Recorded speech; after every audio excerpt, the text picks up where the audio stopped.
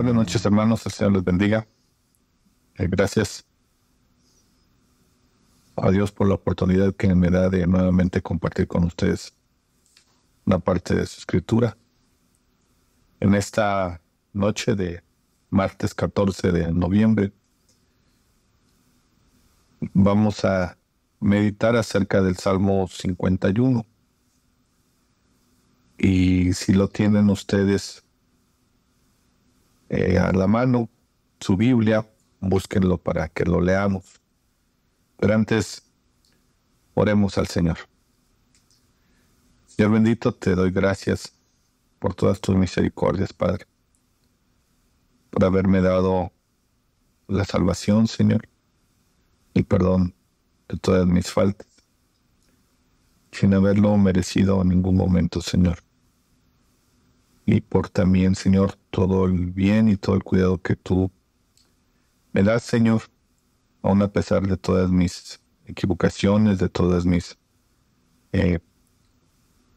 incompetencias, Señor. Te pido que en esta noche te permitas que la palabra tuya, Padre, que se va a compartir, llegue al corazón de quienes lo escuchan.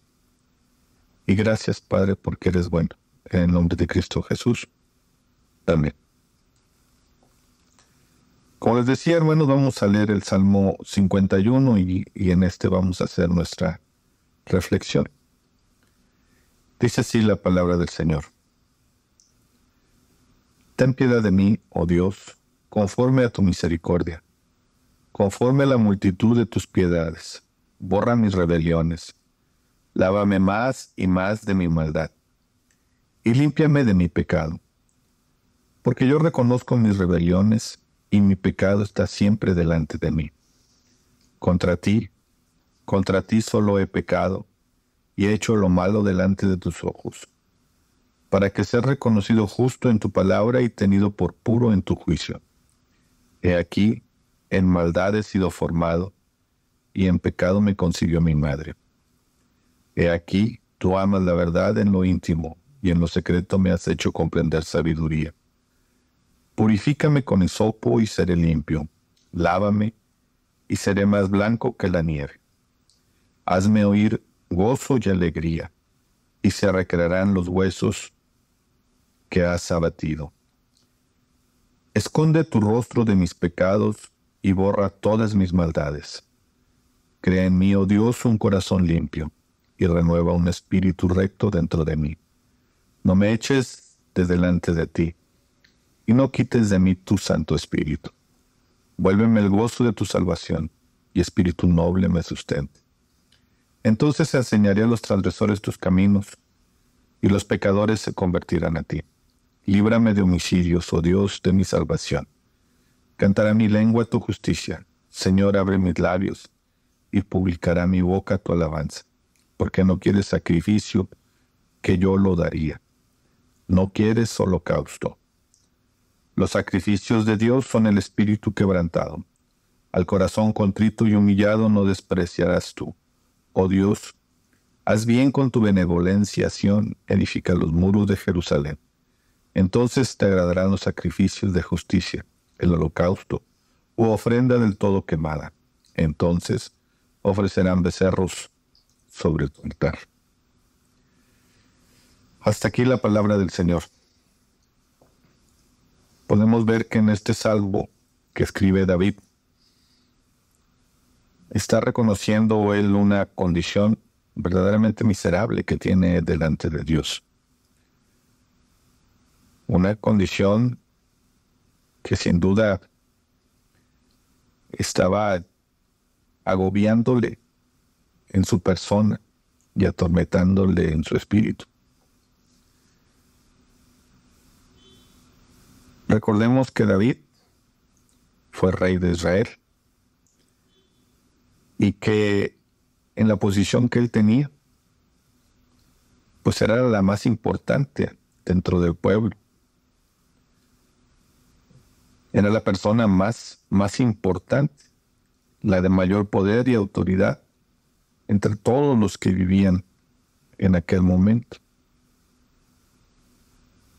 ¿Qué pudiera haber dicho David que no se hiciera teniendo la autoridad de un rey.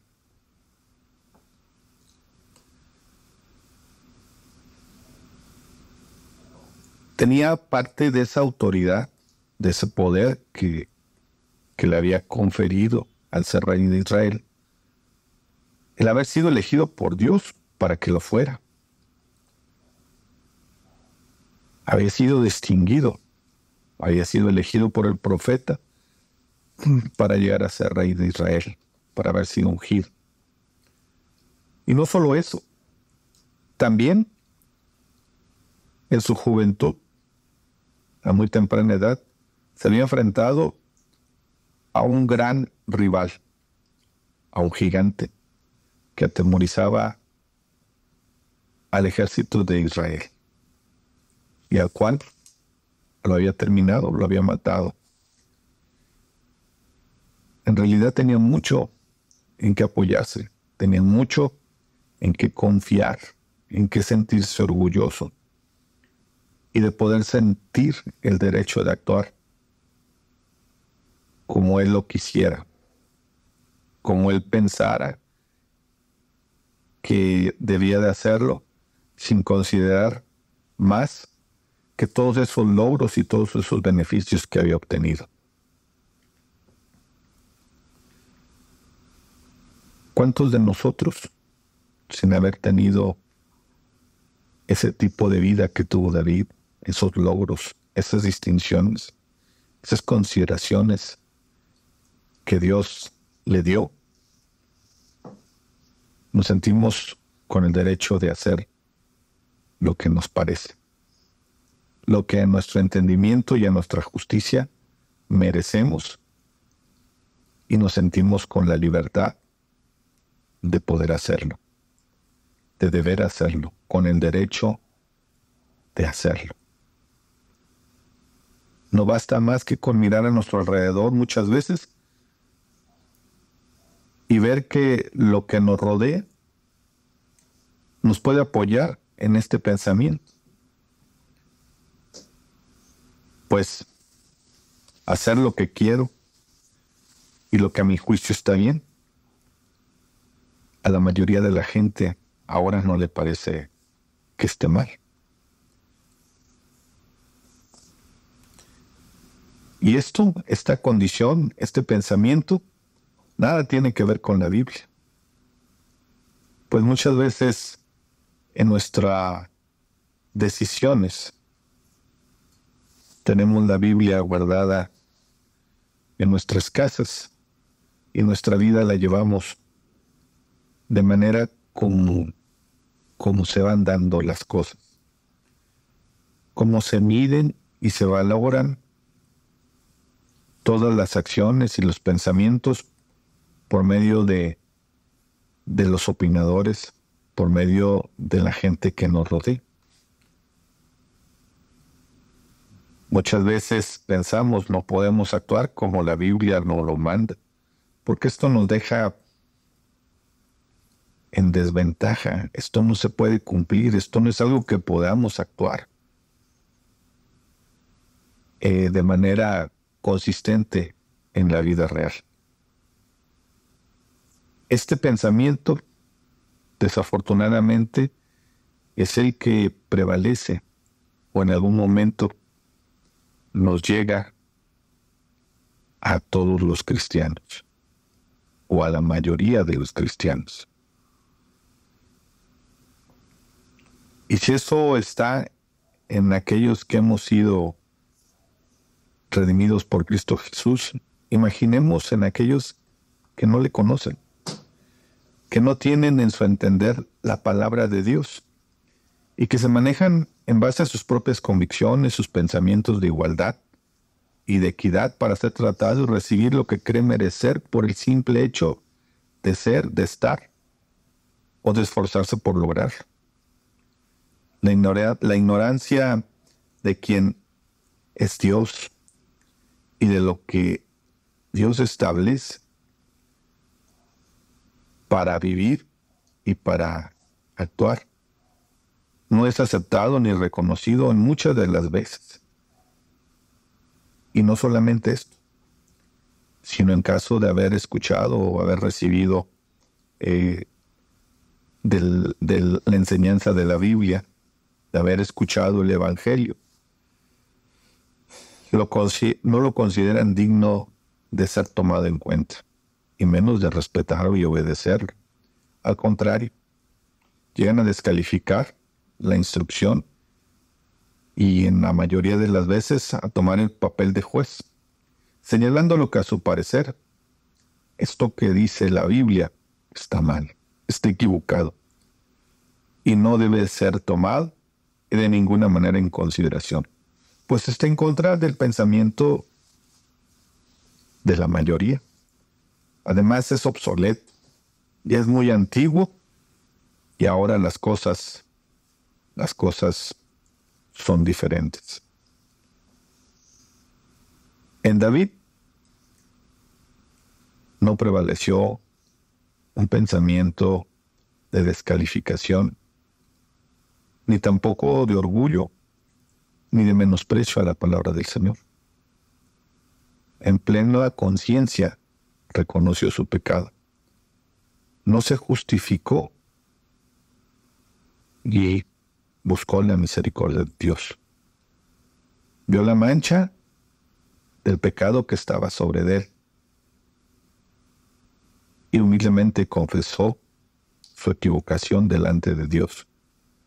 No se conformó a vivir en el fango donde había caído, donde ahora se encontraba. ¿Cuántos hay ahora que se ofenden cuando alguien les dice que son pecadores? Y hasta se sienten agredidos y por supuesto ofendidos al escuchar esta afirmación. Y en lugar de reconocer esta condición de falta y de tener pena, de vergüenza por haber actuado en contra de la voluntad de Dios, la soberbia sobrepasa su entendimiento y alimentada por la irracionalidad y la ignorancia, no le permite ver las ropas miserables con las que se viste el ser humano, que están adornadas con el pecado. Y la humillación que éste le propina a quien lo practica, el hacer tantas cosas que denigran su persona y su ser por el simple hecho de obtener la satisfacción que le da el deleite que anhelan sus sentidos. Esta es la condición de alguien que está fuera completamente de la voluntad de Dios, que se revela su mandato y que niega su autoridad. Es lamentable la condición de un condenado a muerte, que invadido por la enfermedad del pecado, ha sido cauterizada la conciencia y ha endurecido su corazón a tal punto de evitar devolver sus ojos hacia Dios y de clamar y de buscar el perdón de Él, como lo hizo David. Contra ti solo he pecado y he hecho lo malo delante de tus ojos. Al tener la conciencia de maldad, de lo que el pecado nos hace hacer, todo lo malo delante de Dios, no podemos más que suplicar lo mismo que pedía David: purifícame con hisopo y seré limpio, lávame y seré más blanco que la nieve. Pedir a Dios el perdón y buscar su misericordia. Reconocer que Jesucristo vino precisamente al mundo para salvarnos, limpiando con su sangre nuestro pecado y muriendo en la cruz para pagar el precio de este. Esa es la verdad, esa es la esperanza que tiene todo ser humano creado sobre la tierra. Es la oportunidad que Dios nos ha dado a todos para ser librados de la condena de muerte que está al final para toda persona que rechaza la gracia de Dios en Cristo Jesús. Mas la oportunidad Dios nos la da para alcanzar salvación y vida eterna. Esta dura todo el tiempo en el que podamos respirar, todo el tiempo en que tenemos la oportunidad de estar sobre esta tierra, de andar sobre estos caminos. Es por esto que es importante que debemos ponernos a cuentas con Dios y dejar de usar la vida para tratar de obtener y ganar todo cuanto deseamos por unos cuantos años que nos toca vivir aquí. Y que al final, cuando tengamos que partir, todo logrado, todo lo obtenido, todo lo deseado, se perderá. Y lo más importante, se habrá perdido la salvación, la oportunidad de encontrar a Cristo Jesús. Y entonces ya no haya oportunidad y por el resto de las edades se tenga que vivir separado de Dios por el pecado de haber rechazado la salvación de Dios. Este es un llamado que como pecador arrepentido hago a todos los que no tienen el gozo de tener a Cristo Jesús en su vida aún. Y lo hago con toda humildad, como lo dice David en el Salmo, al encontrarse pecador, reconocer en el corazón y ver lo miserable que soy. Pues yo escuché de otro pecador redimido la enseñanza que Dios le había dado y de cómo su transgresión había sido perdonada. Y recibí el bien de Dios, la misericordia de Dios, el amor de Cristo. Por eso, hoy como David proclamó la palabra de Dios, la comparto contigo. Y el gozo de la salvación que ahora tengo y que tú también puedes encontrar. Entonces enseñaré a los transgresores tus caminos, y los pecadores se convertirán a ti. Líbrame de homicidios, oh Dios, Dios de mi salvación. Cantará mi lengua tu justicia. Señor, abre mis labios y purifica mi boca tu alabanza. Porque no quieres sacrificio, que yo lo daría. No quieres holocausto. Los sacrificios de Dios son el espíritu quebrantado. Al corazón contrito y humillado no despreciarás tú, oh Dios. Dios te dé la oportunidad de arrepentirte de tus transgresiones y confesarlas delante de Él y rogarle que borre toda esta maldad que ahora domina tu vida y te dé la oportunidad de alcanzar el gozo de la salvación.